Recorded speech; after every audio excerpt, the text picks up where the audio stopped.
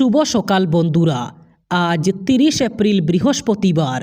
আজকের সকালের বরাক তথা সমগ্র আসামের গুরুত্বপূর্ণ খবরগুলি হল: এসে গেল এক্সিট পোল। অসম, পশ্চিমবঙ্গ, তামিলনাড়ু, কেরালা এবং পুডুচেরিতে কে সরকার গঠন করবে? এই 5টি রাজ্যের নির্বাচনের ফলাফল ঘোষণা করা হবে আগামী 4 মে। তবে তার আগে সকলের চোখ এবার এক্সিট পোলের উপর। দেশের বেশ কয়েকটি সংস্থা এবার এক্সিট পোল প্রকাশ করেছে। নির্বাচন কমিশন 2026 সালের জন্য বিধানসভা নির্বাচনের এক্সিট পোলের সাময়িক অনুমতি দেওয়ার ফলে বেশ কয়েকটি সংস্থা নিজের এক্সিট পোল প্রকাশ করে। পশ্চিমবঙ্গ, তামিলনাড়ু, কেরালা, অসম এবং পুডুচেরিতে এক্সিট পোলের ফলাফল কিছু পরিমাণে স্পষ্ট হয়ে উঠেছে। এক্সিস মাই ইন্ডিয়ার এক্সিট পোল অনুসারে অসমে আবার বিজেপি সরকার গঠন হওয়ার ইঙ্গিত মিলেছে। এনডিএ এবার 88 থেকে 100টি আসন লাভ করার পূর্বানুমান করা হয়েছে। এই এক্সিট পোল অনুসারে হিমন্ত বিশ্ব শর্মাকে আবার মুখ্যমন্ত্রী হিসাবে ঘোষণা করা হয়েছে। পিপুল ইনসাইটের এক্সিট পোল অনুসারে অসমে আবারও বিজেপি সরকার ইঙ্গিত মিলেছে। বিজেপি 88 থেকে 96টি আসন লাভ করতে পারে, কংগ্রেস 30 থেকে 34টি আসন এবং অন্যান্যরা 2 থেকে 4টি আসন লাভ করার সম্ভাবনা দেওয়া হয়েছে পিপুল ইনসাইটের এক্সিট পোলে। এদিকে জেভিসির অসমের এক্সিট পোল অনুসারে অসমে বিজেপি মিত্রজোট 88 থেকে 100টি আসন লাভ করবে। কংগ্রেস মিত্রজোট 23 থেকে 33টি আসন লাভ করার সম্ভাবনা দেওয়া হয়েছে। আগামী 4 মে ভোট গণনা। কাছাড়ের 60টি বিধানসভা আসনের ভোট গণনা করা হবে শিলচর, রামনগর, আইএসবিটি, আইএসটিটিতে। এজন্য সব ধরনের ব্যবস্থা গ্রহণ করা হয়েছে। জেলা নির্বাচন আধিকারিকের দায়িত্বপ্রাপ্ত জেলা কমিশনার আয়ুষ গর্গ জানান, ভোট গণনা শুরু হবে এদিন সকাল 8টা থেকে। 8টায় শুরু হবে পোস্টাল ব্যালট গোনা। ইভিএমের ভোট গণনা শুরু হবে আধ ঘন্টা পর 8:30টায়। জেলা কমিশনার জানান, একটি বিধানসভা আসনের ভোট গণনার জন্য থাকবে 14টি করে টেবিল, আর প্রতি 500 পোস্টাল ব্যালটের জন্য থাকবে অতিরিক্ত 1টি করে টেবিল। কাটিগড়ায় ভোট কেন্দ্রের সংখ্যা বেশি হওয়ার দরুন ভোট গণনা করা হবে 21 রাউন্ড। বাকি 6 বিধানসভা আসনের ভোট গণনার জন্য প্রয়োজন হবে 16 থেকে 17 রাউন্ড। গণনার জন্য কাজে লাগানো হবে প্রায় 700 কর্মীকে। এছাড়া নিরাপত্তা রক্ষার জন্য থাকবেন আরও প্রায় 500 পুলিশ কর্মী। সব মিলিয়ে শুরুর পর 10 থেকে 11 ঘন্টার গণনা শেষ করা সম্ভব হবে বলে আশা ব্যক্ত করেন তিনি। মোবাইলে অচেনা ফোন কলের ফাঁদে পড়ে বড়সড় প্রতারণার শিকার হলেন রংপুর 2য় খণ্ডের বাসিন্দা আব্দুল করিম লস্কর। ফাস্ট্যাগ রিচার্জের নাম করে প্রতারক চক্র তার ব্যাঙ্ক অ্যাকাউন্ট থেকে মোট 64,499 টাকা হাতিয়ে নিয়েছে বলে অভিযোগ। জানা গেছে, গত 26 এপ্রিল দুপুরে 2টি অচেনা নম্বর থেকে তার মোবাইলে ফোন আসে। নাম্বারগুলি হচ্ছে 9242 472976 এবং 77788 70211। কলকারী নিজেকে ফাস্ট্যাগের কর্মকর্তা পরিচয় দিয়ে জরুরি ভিত্তিতে রিচার্জ করার কথা বলে ফোন কেটে দেয়। কিছুক্ষণ পর একই নম্বর থেকে হোয়াটসঅ্যাপে কল করা হলেও সেটিও দ্রুত বিচ্ছিন্ন হয়ে যায়। এর পরপরই কয়েক দফায় তার ব্যাঙ্ক অ্যাকাউন্ট থেকে মোট 64,499 টাকা কেটে নেওয়া হয়। ঘটনার আকস্মিকতায় হতবাক হয়ে পড়েন আব্দুল করিম লস্কর। শান্তিপূর্ণ নির্বাচনের জন্য বিপুল সংখ্যক কেন্দ্রীয় বাহিনী মোতায়েন করে নির্বাচন কমিশন। পশ্চিমবঙ্গে বিধানসভা নির্বাচনে 2য় দফার ভোট গ্রহণে সেই বাহিনীর বিরুদ্ধেই ক্যান্সার আক্রান্ত মহিলা থেকে সাধারণ ভোটারকে পেটানোর অভিযোগ উঠেছে। শুধু তাই নয়, সাতগাছিয়ায় শিশু ও বাহিনীর লাঠির গায়ে আহত হয়েছেন বলে অভিযোগ। তা নিয়ে সোশ্যাল মিডিয়ায় সরব হয়েছেন তৃণমূল সাংসদ মহুয়া মৈত্র। তিনি লিখেন, ভোটের দিনে সাধারণ মানুষের উপর হামলা চালিয়েছে বাহিনী। অমিত শাহের কসাই ও জল্লাদ বাহিনী নিরীহ শিশুকে আঘাত করতে ছাড়েনি। তারকেশ্বরের ভোটার লাইনে লাঠিচার্জের অভিযোগ উঠেছে বাহিনীর বিরুদ্ধে। ওই বিধানসভায় এক ক্যান্সার আক্রান্ত মহিলাকেও মারধর করা হয়েছে। অন্যদিকে পূর্ব বর্ধমানের আউশ গ্রামের ৯, ১০ এবং ১১ নম্বর বুথে লাঠিচার্জের অভিযোগ উঠেছে কেন্দ্রীয় বাহিনীর বিরুদ্ধে। অভিযোগ, এক সাধারণ ভোটারকে মারধর করা হয়েছে।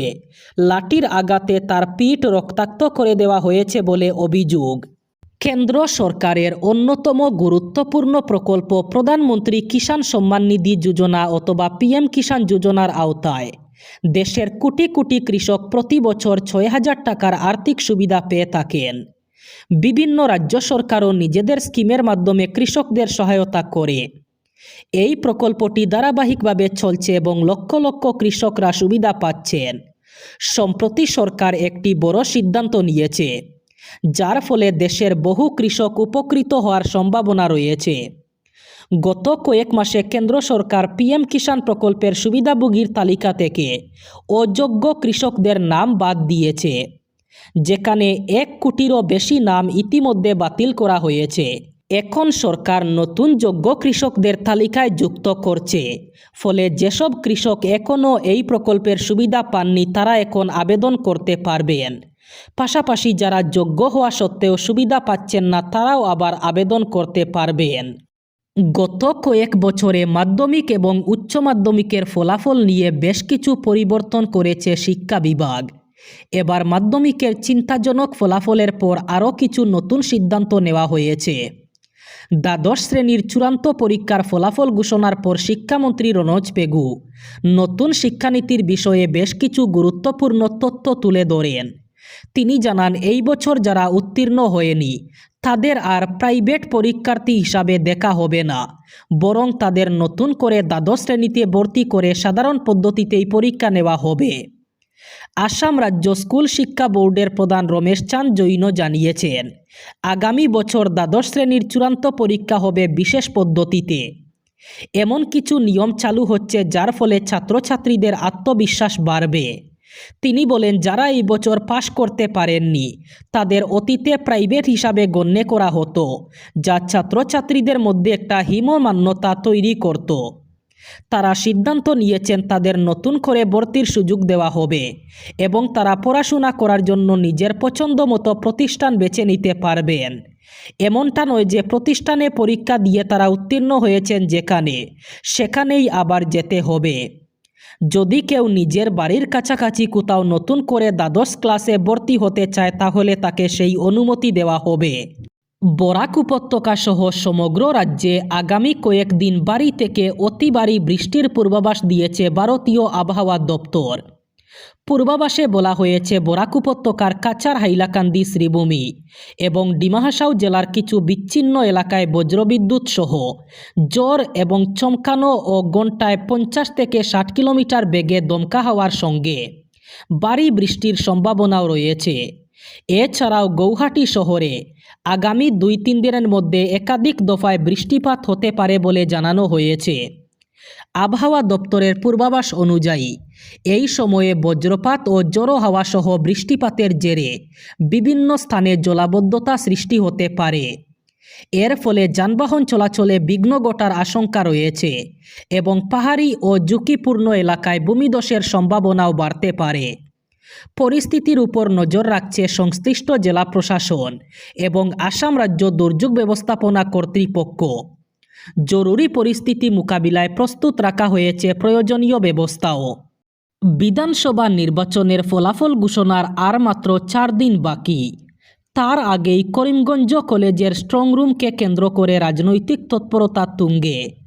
শাসক বিরোধী সহ বিভিন্ন দলের প্রার্থীদের ভাগ্য এখন ইভিএমে বন্দী অবস্থায় এই স্ট্রংরুমে সংরক্ষিত। কড়া নিরাপত্তা বেষ্টনীর মধ্যেও ইভিএমগুলিকে ঘিরে প্রশাসনের পাশাপাশি রাজনৈতিক দলগুলির বাড়তি নজর স্পষ্ট।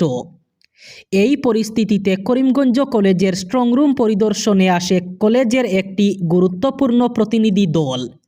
মানকাছাড়ের বিধায়ক আমিনুল ইসলামের নেতৃত্বে দলটি সরজমিনে নিরাপত্তা ব্যবস্থা, ইভিএম সংরক্ষণের পদ্ধতি এবং প্রশাসনিক প্রস্তুতি খতিয়ে দেখে। ফল ঘোষণার আগে এই পরিদর্শন রাজনৈতিক মহলে যথেষ্ট তাৎপর্যপূর্ণ বলে মনে করা হচ্ছে।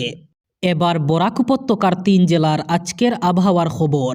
আজ 30 এপ্রিল বৃহস্পতিবার বরাক উপত্যকার 3 জেলায় হালকা বৃষ্টিপাতের সম্ভাবনা। আজ শিলচর কাছাড়ে সর্বোচ্চ তাপমাত্রা থাকবে 28 ডিগ্রি সেলসিয়াস এবং সর্বনিম্ন তাপমাত্রা থাকবে 22 ডিগ্রি সেলসিয়াস।